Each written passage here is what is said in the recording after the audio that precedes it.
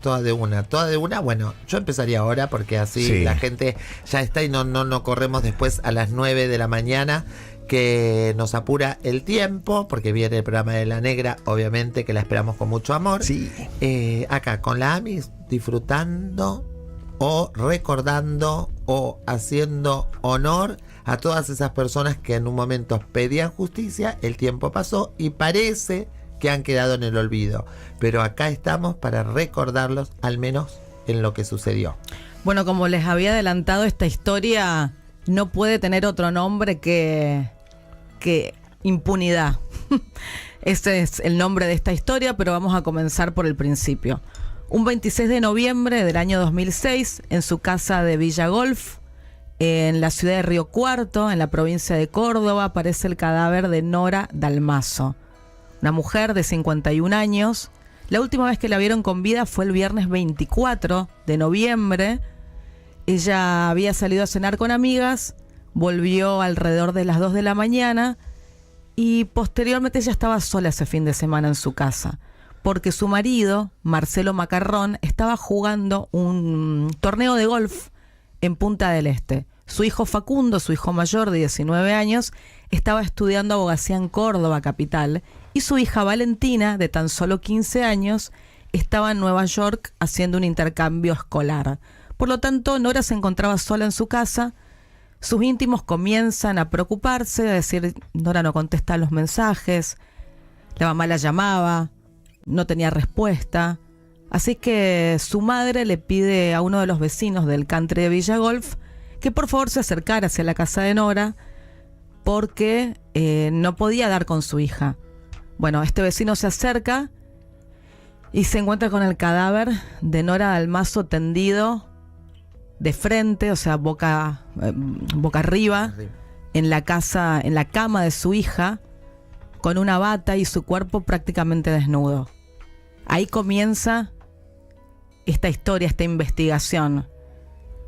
Y por supuesto, todos los misterios que durante 18 años acompañaron esta situación tan terrible, porque ni bien se conoce la noticia, empiezan a llegar personas, pericias. 30 personas estaban en la escena del crimen, 30 personas, con todo lo que eso implica. Era como un vaticinio de lo que iba a ser la investigación posterior, un desastre.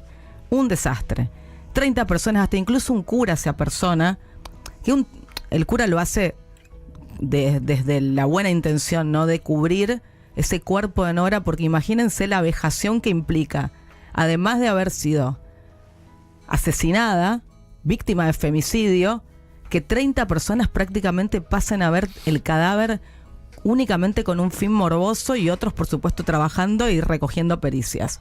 Pero bueno, la cuestión es que la escena del crimen no se preservó como se debía preservar. Esto fue muy importante y porque determinó después todo lo que pasó. Otro punto importante que quiero aclarar es que en la casa de Nora se estaban haciendo reformas.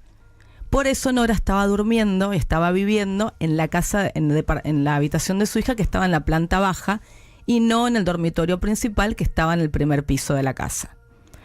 Por lo tanto, ni bien ocurre todo esto, los fiscales, el primer fiscal de la causa, el fiscal de Santis, comienza a investigar. Pero primero vamos a escuchar a Raúl Torres, perito forense, que fue rápidamente contactado por la familia para que explique cómo se la encontró a Nora y qué signos y qué perfil criminal fue el que armó este perito para aportar a la causa. Estaba en posición de decúbito dorsal, esto quiere decir boca arriba, totalmente desprovista de ropas.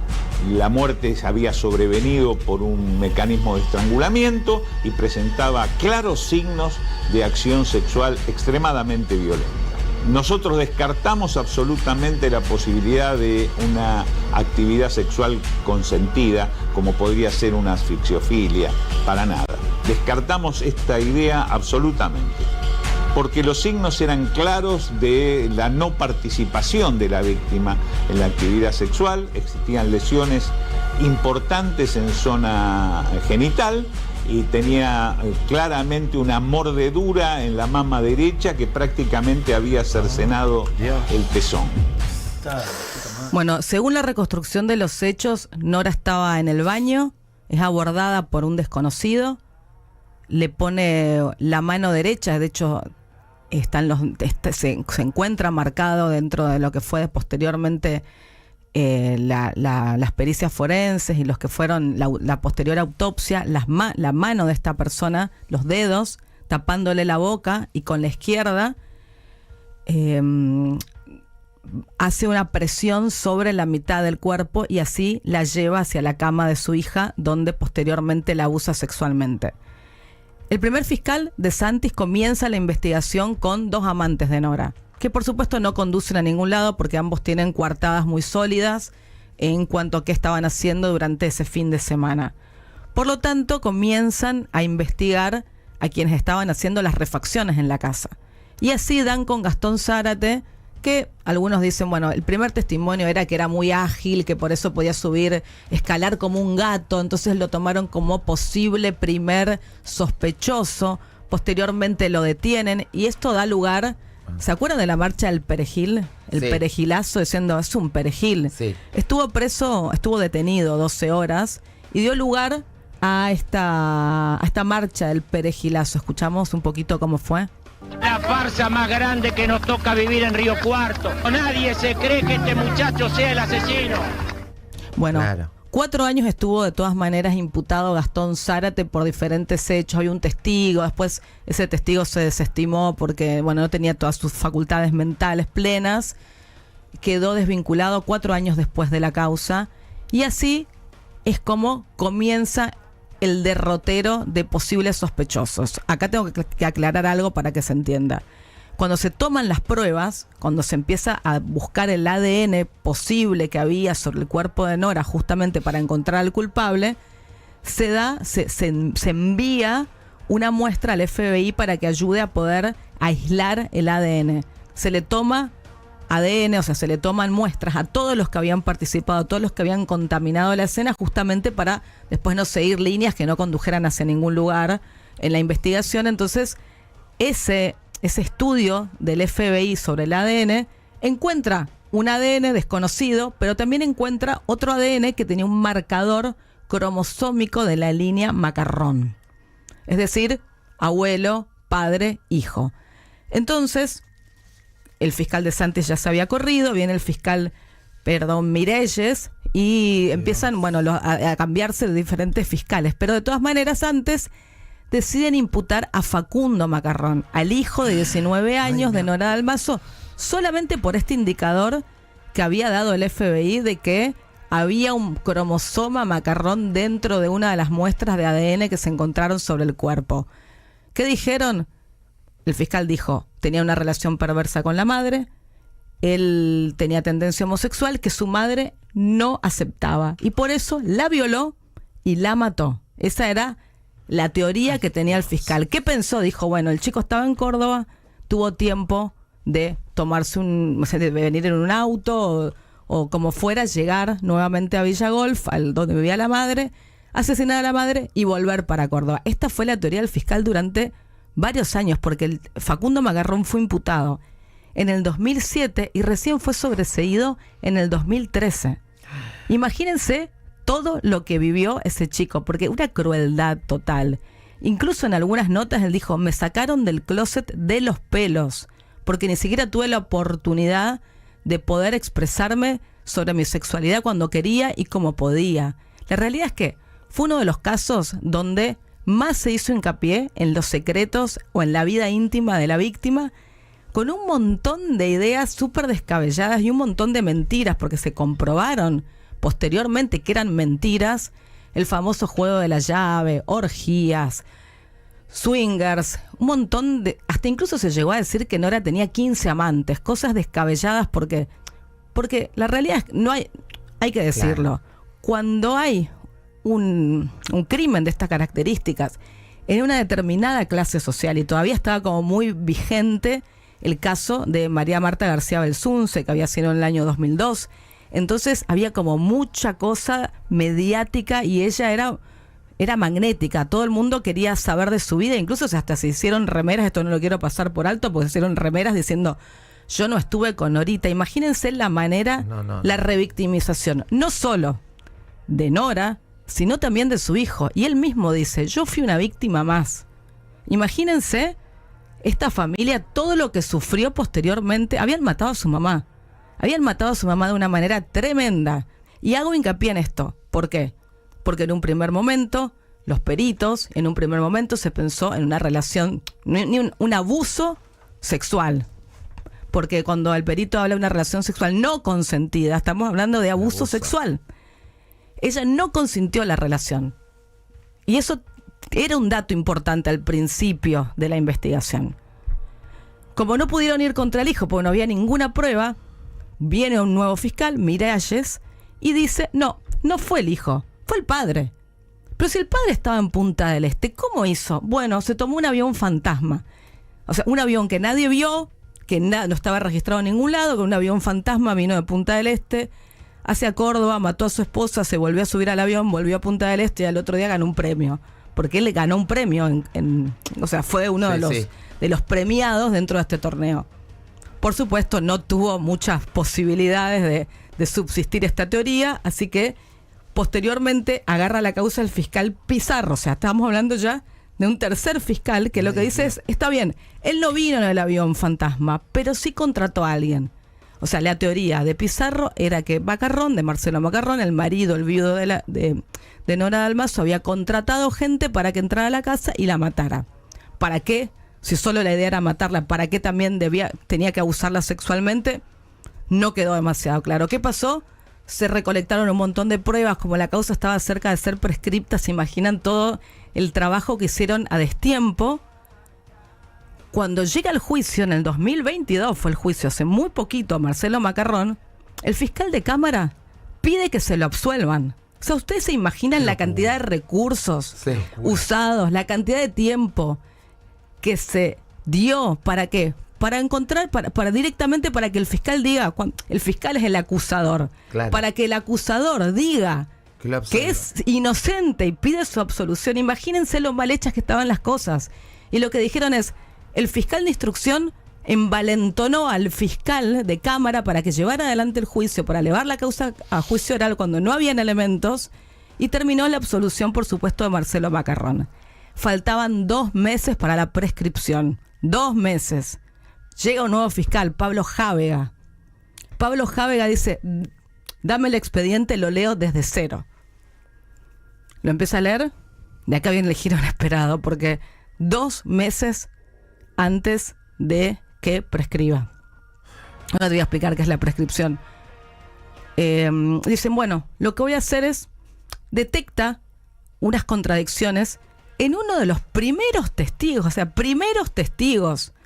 Detecta una contradicción en un parquetista. Por eso te dije, hay que hacer hincapié en que estaban haciendo reformas en la casa. Un parquetista que comenta que ese sábado a las 7 de la mañana él había tocado timbre en la casa de Nora Dalmazo, que estuvo 10 minutos paradito así en la puerta, que nadie atendió. Después, cuando testificó en el juicio de Macarrón, dijo que él solo se paró en la puerta 10 minutos, o sea que no tocó el timbre, fue una contradicción. Y la hora que escucharlo, uno dice, ¿con qué impunidad? Escuchen, tenemos un audio de este señor. Después del mediodía y nos retiramos de la casa. No, nada más. No mucho para agregar. Fueron pocos días los que estuvimos, no se vio mucho porque nosotros estábamos en un lugar donde no teníamos contacto con los otros trabajadores. Este es Roberto Barzola, de quien el último fiscal empieza a detectar contradicciones en su testimonio. Entonces dice, ¿nunca se le tomó ADN a este señor? ¿Nunca se lo investigó? Y la verdad es que no. Entonces, ¿qué hace hábil el fiscal? Para no levantar sospechas, llama a otras, primero pide 200 ADNs, que por supuesto le fueron rechazados porque eran un montón, por una cuestión de privacidad de las personas, etcétera. Entonces se limita a 30 ADNs para ir despejando y ir encontrando la coincidencia con ese ADN que había quedado desconocido. Sí. Bueno, ¿qué pasa? Coincide no solo el ADN, porque ahora esta parte es importante. Este ADN se encuentra en la bata en el cinto de la bata que tenía Nora con la que fue estrangulada, porque a Nora la estrangulan con el cinto de la bata que tenía puesta.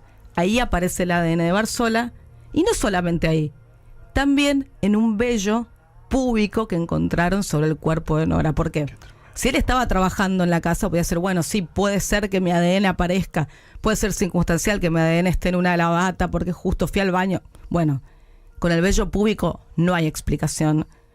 Y la realidad es que se llegó al culpable o al posible culpable cuando la causa ya está prescripta. ¿Qué es la prescripción? Porque se habla mucho de prescripción en términos técnicos, pero no muchos entienden de qué se trata. Por eso hablé con Martín Heisiner, especialista en Derecho Penal, que nos cuenta de qué se trata la prescripción y qué es lo que podría ocurrir para que este caso se pueda juzgar. Porque lo importante acá es que no va a haber condena y por eso es importante tomar conciencia. A ver. En el caso por el crimen de Nora Dalmazo, el único imputado podría quedar sobreseído por prescripción. ¿Qué significa esto? Que pasó demasiado tiempo desde el hecho como para que el Estado todavía pueda perseguirlo penalmente. El Código Penal argentino establece un plazo máximo de 15 años para los delitos que están reprimidos con pena de condena perpetua. Y en este caso ya pasaron 18 años. Ese plazo puede interrumpirse si ocurren ciertas acciones dentro del expediente, como el llamado de declaración indagatoria, la elevación a juicio, la apertura del juicio oral o una condena. Pero lo llamativo en este caso es que el acusado nunca fue ni siquiera citado, a pesar de que su nombre figuraba en el expediente desde el comienzo. Hay una sola excepción que no depende de lo que pasa en la causa principal, y esta es que si la persona cometió otro delito durante ese tiempo y fue condenada por eso, entonces también se interrumpe el plazo. Pero no alcanza con una denuncia o una causa que esté abierta. Tiene que haber una sentencia firme que prevé que cometió otro delito en el plazo que ocurrió en estos últimos 18 años. Si ninguna de estas causales aplica, entonces el proceso penal se podría declarar que está extinguido por prescripción. Así es como llegamos a este momento en el cual no hay condenas sobre Barzola y la causa va a terminar en impunidad. ¿Por qué? Porque se tiene al culpable o al posible culpable, porque todavía no hay un juicio, no se puede llevar adelante. Ahora están viendo de qué manera poder lograr hacer un juicio por la verdad. Lo cierto es que hoy la familia está pidiendo jury, es decir, que corran de sus cargos por inoperancia a los 3 fiscales que tuvieron la causa en sus manos. Esa es la historia de Nora Dalmazo. 18 años después se logra dar con un posible autor, con efectivas pruebas contra este posible autor, pero no se lo puede llevar a juicio. Por eso, para mí esta historia es la historia de la indignación. El mejor momento del día es ahora. Arriba, bebé.